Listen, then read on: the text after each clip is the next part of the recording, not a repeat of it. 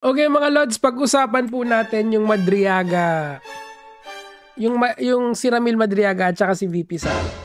Okay, so simulan muna natin doon sa outright denial ni VP Sara in relation kay Ramil Madriaga. Kailangan ko lang i-emphasize to mga Lods ha.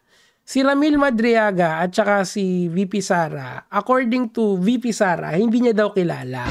Now, nagbabasa ako kay Fiscal EJ. Sabi ni Fiscal EJ na ganun, wag daw muna natin paniwalaan yung mga affidavit kahit sworn statement yan. Kasi kahit naman putik, meron ngang namamanata na hindi sila magnanakaw sa bayan, pero may nagnanakaw pa rin.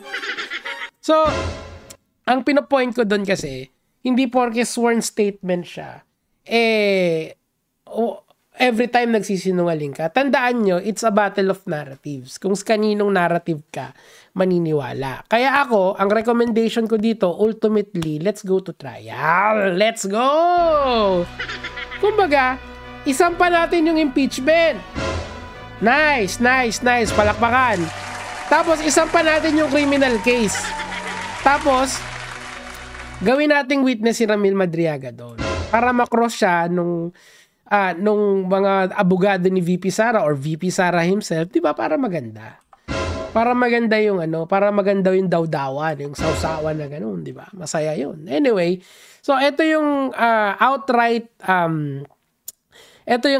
denial ni VP Sara doon sa sinabi ni Ramil Madriaga. In so many words, dinideny niya lahat. Mr. Madriaga has offered no proof, no documents, no corroboration, only accusation, bare allegation, no matter how loudly repeated, amount of nothing more than noise. Tama naman yun. I mean, kailangan patunayan ni Madriaga na meron talaga silang personal connection ni VP Sara. Pero, one thing that I do not understand here, yung unang line, sabi niya kasi dito, I do not have a personal relationship with Ramil Madriaga. Hindi ako naniniwala doon. At the very least, meron silang personal relationship. Now, how deep is the personal relationship? That's a matter of opinion sa kanilang dalawa. Kasi sobrang subjective kasi ng personal relationship. Halimbawa, pwede tayong, sino ba? Kami ni Melo Yap, we have a personal relationship na kaming dalawa. Tapos kami ni, sino ba? Kami ni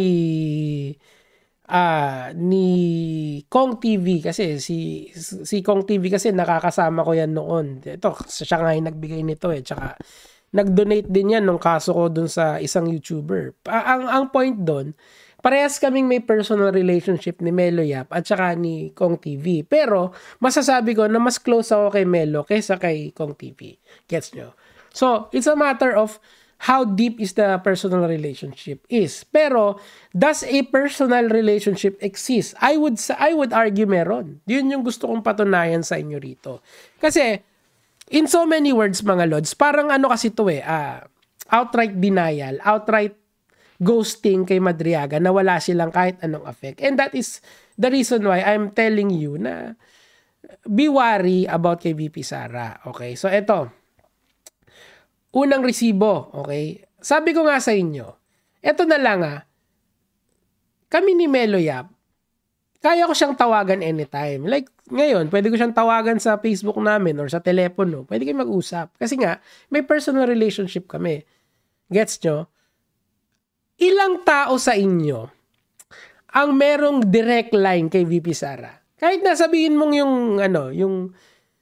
Viber yan, di ba? Or Facebook Messenger call yan ilan tao sa inyo merong ganyan? Sige nga, dun sa mga supporter ni VP Sara, ilang tao sa inyo ang kayang gawin yan kay VP Sara?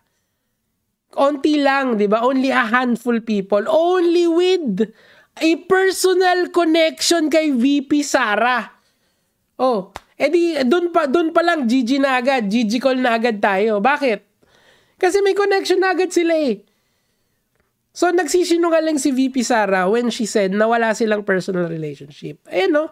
Just telling her that I cannot vote intelligently without her name on the ballot. Who is this guy anyway? Is he just a normal supporter? Of course not.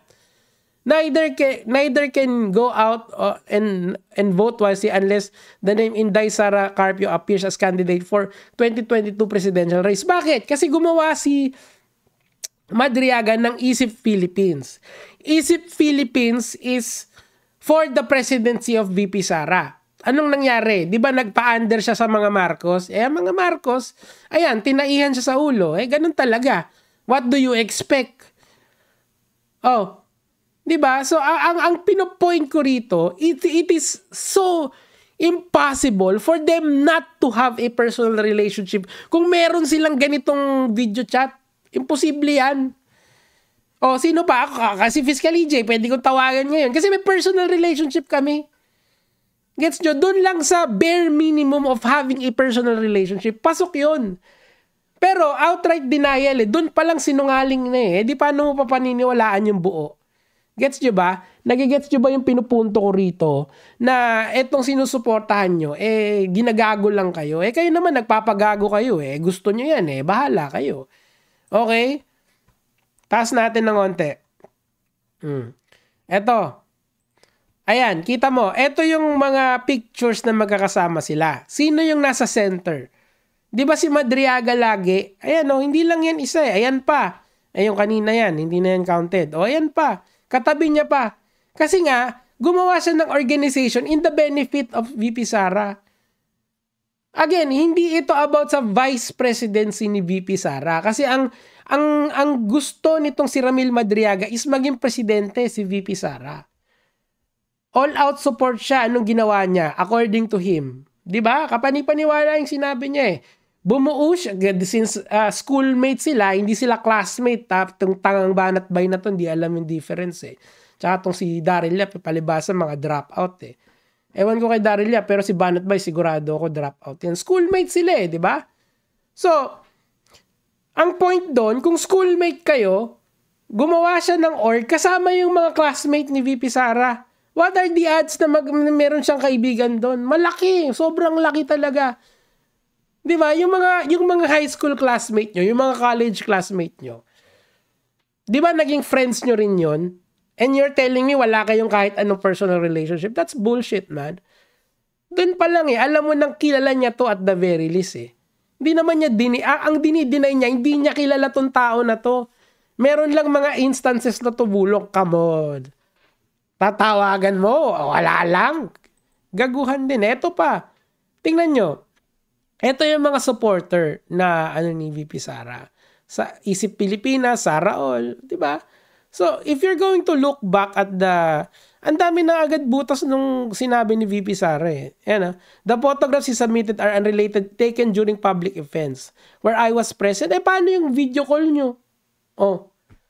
I have never visited him in prison nor I have spoken to him with anything at any time. Kasi nga, binisita niya daw si Arnie Teves. Bakit? Hindi pa, nasa loob ka na, hindi ka ba pwedeng kamustahin yung ibang kosa doon? Si Arnie Teves lang? Come on. Or hindi ba pwedeng, kasi hindi naman kasi recorded yung sinabi. Hindi ba pwedeng maging conduit si Kong Arnie kay Madriaga? Pwede yun Malay nyo, mayor pala dun si Madriaga, si Teves. Kung nagpa-pass through yung vice president, pwede, di ba? Ang sinasabi ko, unang line pa lang nito, nanggagalaitin na ako. Kasi ginost niya yung tao Kilala mo yan. At the very least, kilala mo. Di ba? The images do not support his allegation and merely show that he was present as part of the election campaign group. Pero kilala mo pa rin. May personal relationship pa rin kayo. Na maliit. You will not call someone sa Viber nang wala lang. Yung chance encounter, wala lang. Meron pa rin. You cannot deny that.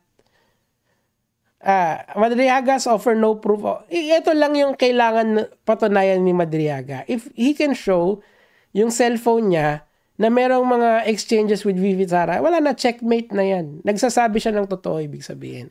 It's just a matter of collecting documents and then that's it. Paano, ang point lang kasi dito, since si Madriaga yung nag-a-accuse, siya yung dapat magpatunay. That's fair, di ba? Pero ang sinasabi ko lang, mas madali yung position ni VP Sara. Pero sa tingin ko, mali na sabihin nila that they do not have a personal relationship. Doon pa lang tapos na eh. Ano na eh, butas na to eh. Okay, but Mr. Madriago is currently facing serious criminal charges. Prior criminal record appears to be acting out of desperation to secure his release from detention. He is now disseminating false statements to government authorities as part of the constructed to undermine my possible... Pero like, eto na lang tingnan natin yung kung sino ba yung mas believable, si Gutesa or si Madriaga. Si Madriaga, pwede mong i-cross yan kahit ano mangyari. If nagkaroon ng Quadcom hearing, si Madriaga pwede mong dalhin yan sa Congress para makross nila, kunyari, nila Kong Jinky. Pwede, di ba? Or pwede mo siyang daling sa Senate para cross ni Marcoleta, no less than Marcoleta. Meaning to say, if scrutiny ang pag-uusapan natin dito, Ramil Madriaga is in so much scrutiny versus Gutesa na hindi mo na makita ngayon. So, kung titingnan nyo, kung sino yung mas credible sa kanilang dalawa, doon ako sa nandito na pwede kong tanungin. For the reason is, wala lang, pwede ko lang siyang tanungin. I can debunk, I can confirm lahat ng sinasabi niya. Pero yung isa, hindi kasi. You take it at face value. Whether, nasa belief mo eh. Dito kasi, you can scrutinize. Pwede. Basta, magsisimula lang tayo sa mga hearing. Yeah! Yun lang naman po yung sa akin for today. Kaya mga